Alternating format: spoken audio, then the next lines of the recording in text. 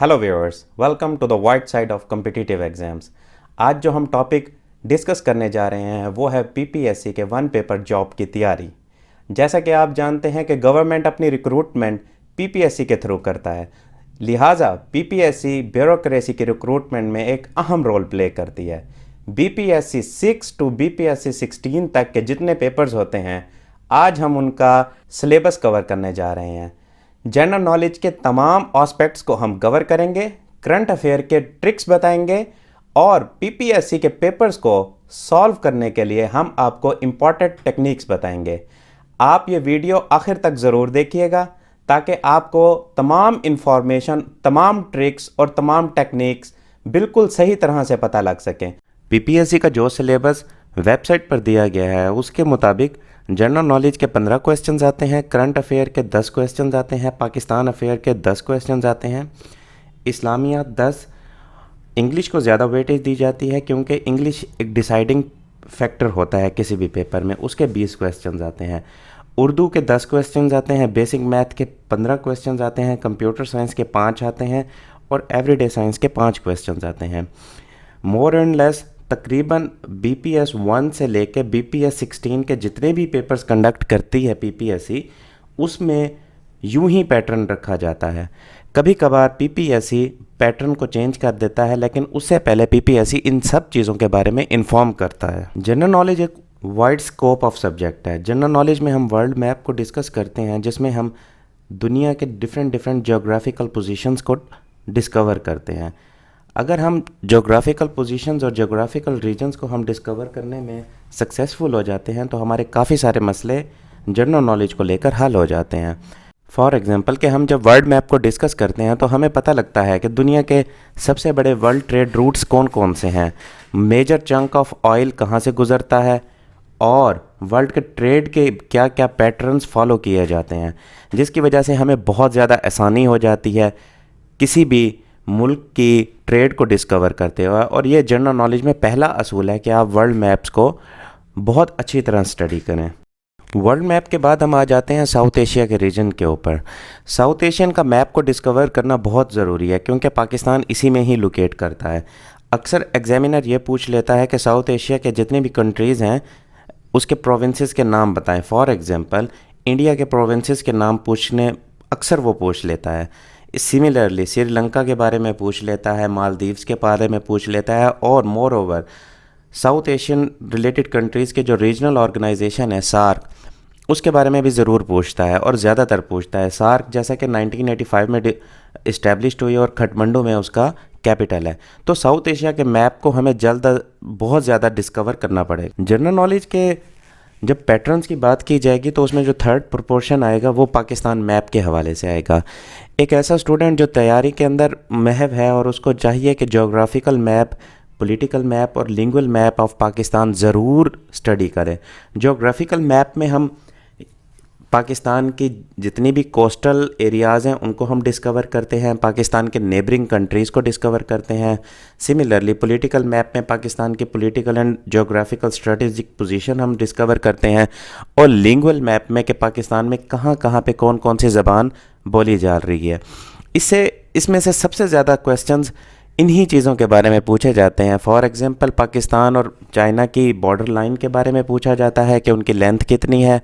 Pakistan India की border line के बारे में पूछा जाता है, एक्चुअल लाइन ऑफ कंट्रोल के बारे में पूछा जाता है। तो पाकिस्तानी मैप को स्टडी करना बहुत ज़्यादा ज़रूरी है। विदाउट स्टडिंग पाकिस्तानी मैप कोई भी बंदा, कोई भी स्टूडेंट जनरल नॉलेज को ग्रिप नहीं कर सकता। पाकिस्तान के मैप को स्टडी करने के बाद हम माउंटेन रेंजेस की तरफ आते हैं, जैसे हिमालय हो गई, कराकरम हो गई, साउथ पंजाब, जनूबी पंजाब की जितनी भी साइड है वो कोहे सुलेमान की वजह से मशहूर है और कीरथर रेंजेस सिंध में हैं। सिमिलरली उसके बाद पीक माउंटेन्स को हम डिस्कवर कर लेते हैं, जिसमें केटू आ गया, नांगा पर्वत और डिफरेंट पाकिस्तान में जितनी भी पीक्स हैं जो 8000 मीटर से ऊपर हैं उनको हम डिस्कवर करेंगे। Similarly tunnels of Pakistan, Lowari tunnel है। पासेस ऑफ पाकिस्तान को डिस्कवर करते हैं तो उसमें हमारे पास लुवारी पास आ जाता है, खंजराब पास आ जाता है और डिफरेंट पासेस माउंटेन रेंजेस के थ्रू जो गुजर रहे हैं। इनसे क्वेश्चन लाजमन एग्जामिनर एक पूछता है। सिमिलरली उसके बाद हाईवेज़ को हमें डिस्कवर करना है, मोटरवेज़ के बारे में लाजमन पूछता है, पोर्ट्स ऑफ पाकिस्तान के बारे में लाजमन पूछता है। फॉर एग्ज़ाम्पल कराची पोर्ट हो गया, कासिम पोर्ट कासिम हो जाती है, सी पैक गवादर पोर्ट हो जाएगी। आइलैंड्स आजकल एक हॉट टॉपिक है पाकिस्तान के रिलेटेड। पाकिस्तान में जितने भी आइलैंड्स हैं, for example Monera islands like Monera के बाद हम डिस्कवर करते हैं oil and gas reserves of Pakistan, Qadirpur gas fields, Sibi gas fields, और इस तरह के जितने भी गैस फील्ड्स हैं उन सबको हमें पढ़ना है और उनके बारे में हमें मालूमात हासिल करनी है कि ये कब डिस्कवर हुए और यहाँ से हमारी डेली के रिज़र्व्स पाकिस्तान के कितने जा रहे हैं। सिमिलरली रिवर्स और डैम्स से जब हम कनेक्ट करते हैं तो रिवर्स और डैम्स से रिलेटेड बहुत सारे क्वेश्चंस आते हैं। For example Mangla dam, Tarbela dam या रिवर चनाब, इसके ऊपर कौन कौन से डैम्स पाकिस्तान ने बिल्ड किए हैं और पाकिस्तान ने इनके ऊपर कौन कौन से डैम्स बनाने जा रहा है।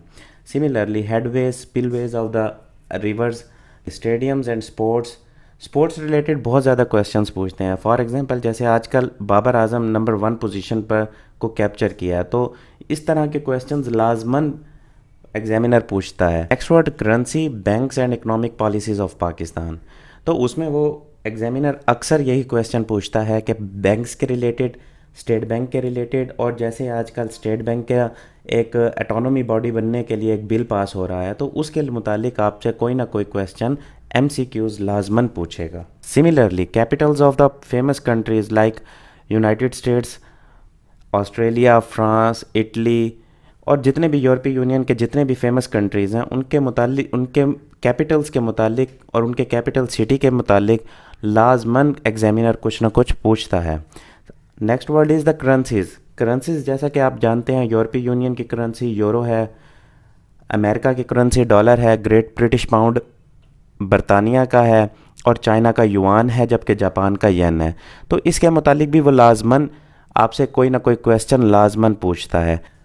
After Pakistan general knowledge is also comprised of the international organisations. तो इंटरनेशनल ऑर्गेनाइजेशंस में हमें यूनाइटेड नेशंस के बारे में काफ़ी ज़्यादा स्टडी करना पड़ता है। यूनाइटेड नेशंस के ऑर्गन्स कितने हैं, यूनाइटेड नेशंस के secretary general, similarly UNESCO, UNDP, IMF, WTO, world bank, FATF जिसमें पाकिस्तान आजकल ग्रे लिस्ट में है, और सिमिलरली इंडेक्सेस के बारे में पढ़ना है। Indexes means happiness index, Pakistan की इस टाइम लिविंग स्टैंडर्ड इंडेक्स कितने चल रहे हैं, इन सब के मुतालिक किसी भी स्टूडेंट को लाजमन पढ़ना है, तो ही वो जाके जनरल नॉलेज के कुछ क्वेश्चंस को सॉल्व आउट करने के काबिल हो जाता है। Important treaties in the world में हमने उन ट्रीटीज़ को डिस्कवर करना है जिन्होंने ग्लोबल वर्ल्ड के ऊपर बहुत ज़्यादा इन्फ्लुएंस किया। फॉर एग्जांपल मैस्ट्रिक्ट ट्रीटी, जब ये यूरोपीय यूनियन बनी थी तो मैस्ट्रिक्ट ट्रीटी के थ्रू ही बनी थी। वर्ल्ड वॉर 1 का जो एंड हुआ था वो ट्रीटी ऑफ वर्साइलेस पे हुआ था। यूनाइटेड नेशंस जब बनी थी तो वो सैन फ्रांसिस्को कॉन्फ्रेंस पर बनी थी 1945 में, after the world war 2। So important treaties हमेशा ही पेपर्स में पूछे जाते हैं और इनकी इफादियत भी पूछी जाती है। Mountain ranges like Ural mountains, Andes mountain and many other mountain ranges in the world, they are very important in the perspective of the examiner. Ural mountain जैसे रशिया में है, Andes mountain Brazil and South America में है, तो इनकी अफादियत भी अपनी अपनी तरह है। तो जितने भी फेमस माउंटेन रेंजेस हैं जिनकी कोई ना कोई स्ट्रैटेजिक लोकेशन है, उनके बारे में एग्जामिनर लाजमन कोई ना कोई क्वेश्चन करता है। Wars in the history of world, जिसमें हम काफ़ी वॉर्स को देखते हैं। For example world war 1 and world war 2 ये बहुत ज़्यादा इम्पॉर्टेंट प्लेस रखती हैं एग्जामिनर के पॉइंट ऑफ व्यू से। एग्जामिनर हमेशा ही वर्ल्ड वॉर 1 और वर्ल्ड वॉर 2 से कोई ना कोई क्वेश्चन पूछता है। मीन वाइल इनके बारे में ये भी पूछता है कि ये क्यों स्टार्ट हुई और इनका टेन्योर कितना था, कितनी लॉन्ग ये गई और ऑलमोस्ट कितने बंदे इसमें हलाक हुए। इसके बाद हम स्टडी करते हैं फेमस पोइट्स एंड नॉवलिस्ट को, शेक्सपियर, कीट्स, रसल। इसी तरह से इनके मेजर जो फेमस नॉवेल्स थे या पोइट्रीज के रिलेटेड थे उनको ही एग्जामिनर पूछता है। नोबेल प्राइज़ और पीस प्राइजेस के हवाले से एग्जामिनर बहुत ज़्यादा पूछता है, जैसा कि मलाला यूसुफज़ई ने 2014 में पीस प्राइज़ लिया और अब 2020 और 21 में भी पीस प्राइजेस को अवार्ड डिस्ट्रीब्यूट किए गए हैं, तो इनके बारे में वो लाजमन पूछता है। सिमिलरली वो फेमस एयरलाइंस जैसे गरूदा है, गरूदा इंडोनेशिया से बिलोंग करती है, PIA पाकिस्तान की है, एमरेट्स दुबई की है, कैथे पैसिफिक हांगकांग की है, लुफ्तियाना जर्मनी की है। तो एक इस तरह से एक पूरी सीरीज़ आपने विकिपीडिया या कहीं और बुक से निकाल लेनी है और उसको स्टडी कर लेना है। ये लाजमन पूछते हैं फेमस एयरलाइंस के मुतालिक। रेवोल्यूशंस हमेशा से एक इम्पॉर्टेंट टॉपिक रहा है और हमेशा से एग्जामिनर की चॉइस रही है। American revolution, French revolution, Chinese agricultural revolution और अरब स्प्रिंग के बारे में वो बहुत ज़्यादा पूछता है। अमेरिकन रेवोल्यूशन 1776 में आया, फ्रेंच रेवोल्यूशन 1789 में आया, चाइनीज़ एग्रीकल्चरल रेवोल्यूशन 1980s में आया और अरब स्प्रिंग स्टार्ट हुआ 2011 में।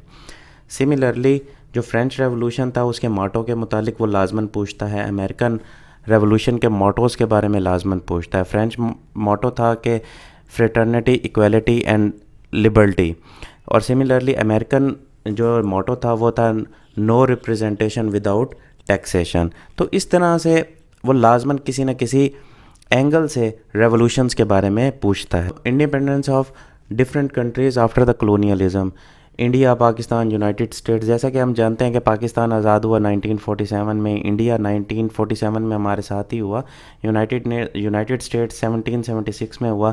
तो वो इनकी डेट्स पूछ लेता है। जैसे अल्जीरिया फ्रांस से हुआ तो ये भी पूछ लेता है कि उन्होंने कहाँ से इंडिपेंडेंस हासिल की। After the world war two जब disintegration of the many countries हुई तो इंटरनेशनल बॉर्डर लाइंस बनी, जैसा कि 49 parallel, McMahon line, 38 parallel line. इनके बारे में हर स्टूडेंट को पता होना चाहिए कि ये लाइंस किस तरह से ड्रॉ हुई, मैप्स के ऊपर इनका क्या अहमियत है। जैसे 49 पैरेलल लाइन अमेरिका और कनाडा के दरमियान है, मैकमोहन लाइन इंडिया और चाइना के दरमियान है, 38 पैरेलल लाइन नॉर्थ कोरिया और साउथ कोरिया के दरमियान 1953 की जंग के बाद खींची गई थी। तो इनके मुतालिक भी एग्जामिनर बहुत ज़्यादा पूछ लेता है। कुछ पेपर जैसा कि असिस्टेंट डायरेक्टर पॉपुलेशन का या असिस्टेंट डायरेक्टर प्लानिंग का पेपर आ जाता है तो इसमें इकोनॉमिक टर्मिनोलॉजीज़ भी यूज़ की जाती हैं, जैसा कि GDP, gross domestic product, GNP, bullish, bearish. तो ये फिनोमिनाज हैं स्टॉक मार्केट के, तो इनकी टर्मिनोलॉजीज़ के बारे में भी अक्सर पूछ लिया जाता है। सिमिलरली अगर कोई और पेपर है तो उसमें political terminologies, democracy, communism, socialism and fascism के बारे में भी पूछ लिया जाता है। तो जो भी स्टूडेंट्स तैयारी कर रहे हैं उनके लिए मैं एक एडवाइस करूँगा कि इनके आप ब्रीफ इंट्रोडक्शन लाजमी पढ़ लें ताकि आपको इनके बारे में एक क्लियर व्यू आ जाए और आप एग्ज़ाम के दौरान इजीली टिक कर लें। अगर आपने हमारा चैनल लाइक नहीं किया तो आप the white side of competitive exams को विजिट करें, सब्सक्राइब करें, हमारी वीडियोस को लाइक करें और बेल आइकॉन का बटन प्रेस करना मत भूलिए।